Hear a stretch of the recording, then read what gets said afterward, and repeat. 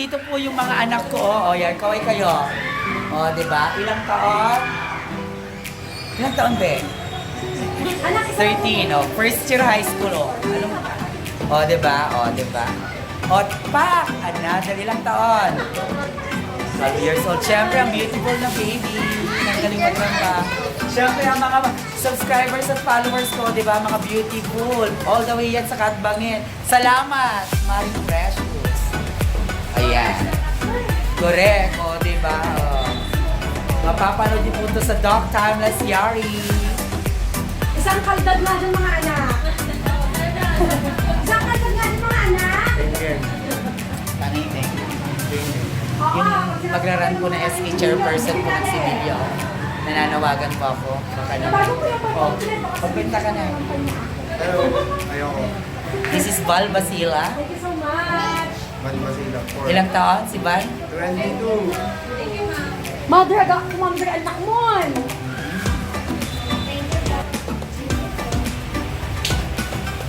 Yun talaga, di ba? Si Honorable City Councilor Precious Puraon Basila at ang kanyang mga SK officials dito sa Barangay Katbangin ay talagang gumawa pa rin talaga ng programa for the youth. Tama, Jack? Yes, Okay. Kaya, di ba, may mga pinagmanahan po talaga itong mga bata na to. Kaya puntahan po natin sila. Because this time, mamimigay sila ng school supplies.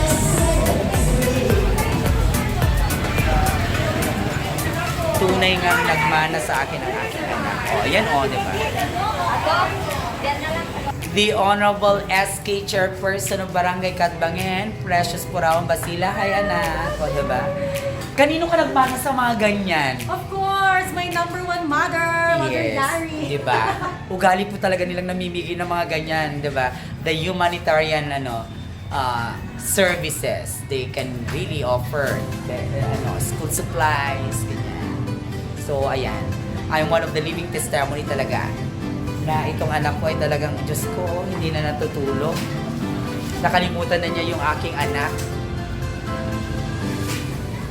Yung anak ko kasi niya ay anak ko sa binyag. So, ako na ang ina niya. Kinukuha ko na nga po.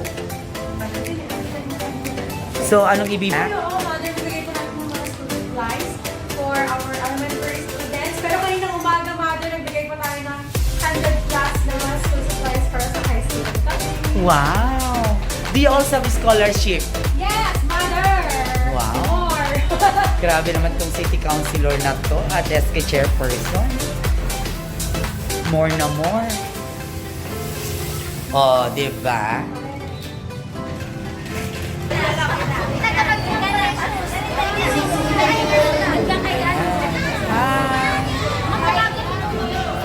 Hello! Kayla Munar. Kayla Munar po. Wala? Kayla Munar. Hindi ka na, Adi. Kakulo.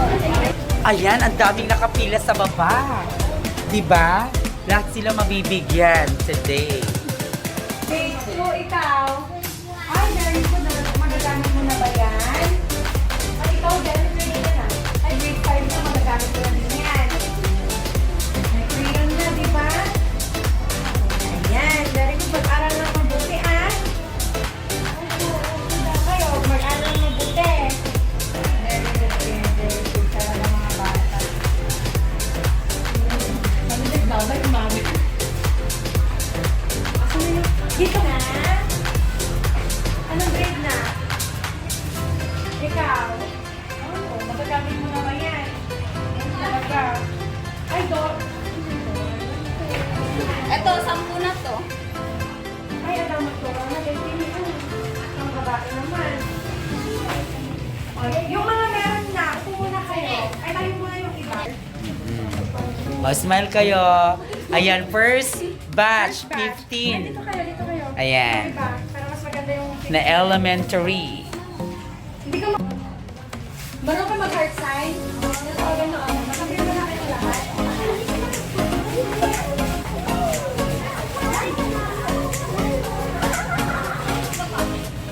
Sabi nga nila, it's better to give than to receive because the more you give, the more blessings it will come in return. It's a beautiful Monday of this month, August 28. Ayan. At kasalukuyan namimigay. Siyempre, ang mga SK ng Barangay Catbangen headed by the SK Federation President who happened to be the SK Chairperson ng Barangay Catbangen. At nandito rin siyempre si Paolo Maynez. Diba? Ang kanilang, yes, ang SK kagawad po ng Barangay Catbangen. SK Hanito. Hanito. Julian Talika. Julian Talika. Hi! Ay, di ba? Ba't may anak ka? Ano meron sa Oy, dapat picture. Anak ko. Kapal mo kanina ako. Pwedeng mo na rin. Napagin mo na sa balikatan pa rin. Dito kayo. Napatay ko. Wala na kang tumad eh. O, dito kayo. Aray kayo doon. Anak kayo. September. Hi, hi, Sai. Bakit din yan? Dagdag din. 4.5 ka? Yan, very good. Very good. Umuwi na. Uwi na kayo ha. Kayo di kayo maulanan. Sabihin kay Mami. Welcome. O, yung mga bagong pasok. Pag Emily! Emily! Emily! O, anak, pag ganito ka na. Dito sa harapan. Dali. Ito sa'yo. Sino pang wala? Makita ko yung ba? Ito yung supplies na. This is a clear manifestation of a job well done for Precious Purawan Basila, the SK Chairperson of Barangay Catbangen and the SK Federation President of the City of San Fernando. Oh, video. Ay, hindi ito. 5, 4, 3, 2, 1, go! Thank you po! Yay! Oh, mag-aral kayo ng mabuti, please. Okay. Okay na doon. Please, sila ang kiti, ah. Meron kayo mag-hard sign? Po tayo sa opisina ni SK Federation President and happen to be the SK Chairperson of Barangay Catbangen, the Honorable SK Chairperson, Precious Purawan Basila. Anak, matanong ko lang, anong meron sa atin ngayong araw na tumaliban sa opening ng iyong basketball? Kaninang umaga po, nagbigay kami ng mga school supplies for high school and college. And ngayon, ongoing yung pamimigay natin ng... Ay, tapos na pala. Pero namimigay pa sila. ng ating school supplies para sa ating elementary students. Ayan. So, 'di ba? So, ano pa ba yung mga programang nakaantabay? Ngayon, since malapit ng September, it's a Mental Health Awareness Month. So magkakaroon po kami ng mental health awareness seminars and trainings. So, you also have your scholars. Yes, ayaw pala. Payout na po ng ating scholars, pero wala pang exact date. Ayan. So, every month you have activities for the youth. Yes, mother. Ayan, shout out kay Paolo. Hi, Paolo Maynez, di ba? Ang pinakabatang SK kagawad mo, no?